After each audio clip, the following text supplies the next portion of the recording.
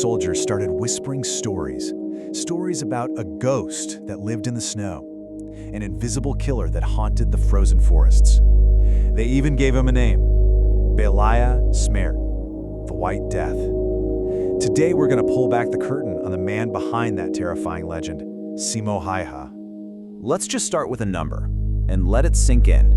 505. That is the official, confirmed number of kills by one single man, using a rifle in less than 100 days. It's a staggering figure that makes him, to this day, the deadliest sniper in all of recorded history. I mean, can you imagine hearing that from your fellow soldiers? This wasn't just battlefield gossip. This was genuine psychological terror. The guys on the Korea front were convinced they were being hunted by some kind of phantom. This quote just perfectly captures the fear he created, a fear that really built the foundation of his myth. All right, so let's get right into it. This whole legend of the ghost in the snow. Who exactly was the White Death that was giving the Red Army nightmares? Well, the name itself tells you a lot. And here's the thing that gets me. The name White Death? It wasn't some piece of clever Finnish propaganda. Nope. It came straight from the mouths of the Soviet soldiers who were facing him. It was a nickname born out of pure, unadulterated fear. A real testament to how effective and how invisible he was out there. But here's the twist. The White Death wasn't a ghost. He wasn't some supernatural demon from the north. He was a man. And if you really want to understand how he pulled off these incredible feats, you've got to look at the life that shaped him, long before the war even started. You see, Simo Häyhä was a total product of his environment. He grew up on a farm right near the Russian border, so hunting in those thick, snowy forests, that was just another Tuesday for him. He joined the Finnish Civil Guard when he was just a teenager, and that group was obsessed with marksmanship. So these skills he had, they weren't just improvised in the heat of battle. Oh no, they were the result of years and years of disciplined, relentless practice. And this just lays it out perfectly, doesn't it? The myth is this terrifying, invisible specter. But the reality? It was a quiet, unassuming farmer, a guy who was barely 5'3", whose most powerful weapon wasn't magic, but a lifetime of training and knowing his homeland's brutal winters like the back of his hand. So how in the world does a farmer end up becoming a wartime legend? Well, his story is completely tied to one of the most brutal conflicts of the era, the Winter War. And trust me, this was a true David versus Goliath showdown. So here's the basic setup. Stalin's Soviet Union, which at the time was actually allied with Nazi Germany, decided Finland's border was way too close to the city of Leningrad for comfort.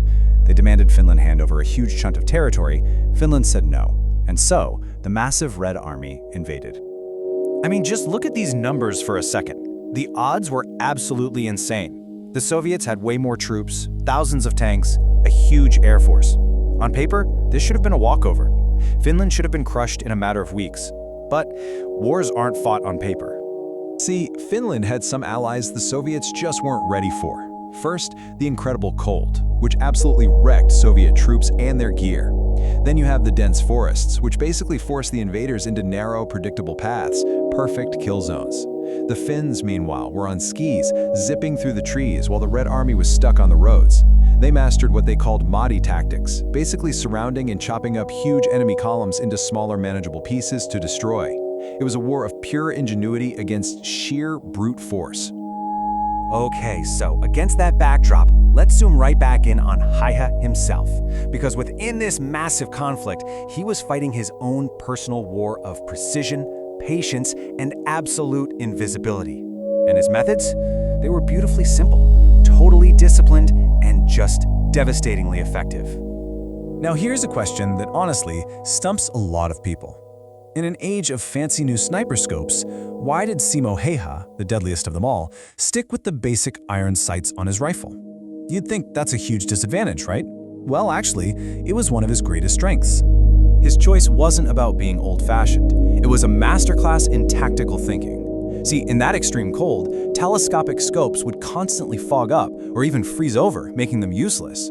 They also force you to lift your head higher to see through them, making you a bigger target. And the number one sniper killer? The glint of sunlight flashing off a lens. By using simple iron sights, Häyhä stayed as low to the ground as possible and gave off zero glare. No glint, no target. And his discipline? Wow. It was meticulous.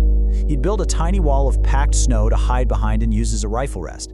He'd pile up snow in front of his barrel so the muzzle blast wouldn't kick up a puff of powder and give away his spot. And maybe the most brilliant trick of all, he'd keep snow in his mouth.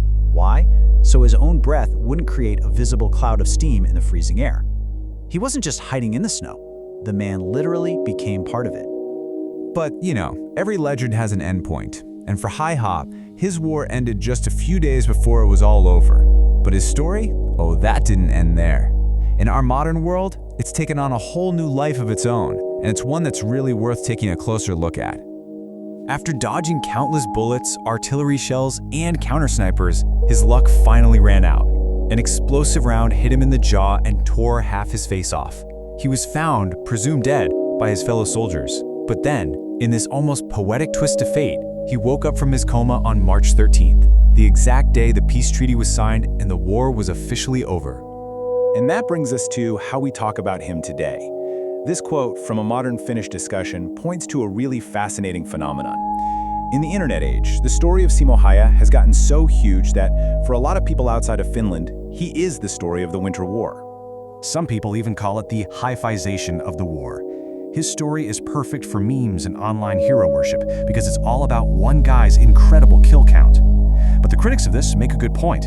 It risks boiling down this massive national struggle for survival, what the Finns call the spirit of the Winter War, into a story about a single action hero. And that can overshadow the collective sacrifice of an entire nation fighting for its home. And you want to know the biggest irony in all of this? Häyhä himself would have probably hated all the modern hype. He just went back to his life as a farmer and a dog breeder, living quietly until he passed away in 2002 at the age of 96. When a reporter once asked him if he felt any remorse, he just said, "I did what I was told to do, as well as I could." He saw himself as a man of duty, not a man of glory. So that kind of leaves us with one final question to think about. The story of Simo Häyhä is, without a doubt, absolutely incredible. But as we tell that story, it's worth asking ourselves, when does an individual hero's tale become so big that it starts to overshadow the collective story of a nation? And how do we manage to honor one without accidentally forgetting the other? Thanks for watching. Subscribe.